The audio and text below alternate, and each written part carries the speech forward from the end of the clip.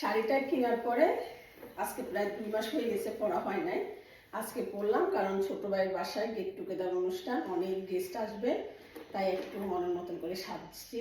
অবশ্য এই সাজাতেও কিন্তু অনেকের অনেক সমস্যা হবে, কারণ আমাদের বাংলাদেশের সমাজটা এমন, আমরা যখন শাশুড়ি হয়ে যাই, যখন ছেলে মেয়ে বিয়ে দিয়ে দিই, তখন আমরা মন মতন চলতে পারবো না, মন মতন সাজুগুজু করতে পারবো না।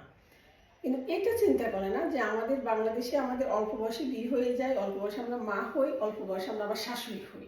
তাই বলে কি আমরা আমাদের মনের শখ আহ্লাদকে গলা টিপে হত্যা করবো? নো।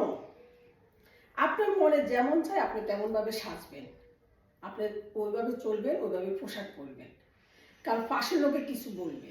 কারণ আপনি যদি আজকে দামি পোশাক পরেন তাতেও সমস্যা, আপনি যদি আজকে একদম কম দামি হালকা একটা পোশাক পরেন তাতেও কিন্তু মানুষের সমস্যা।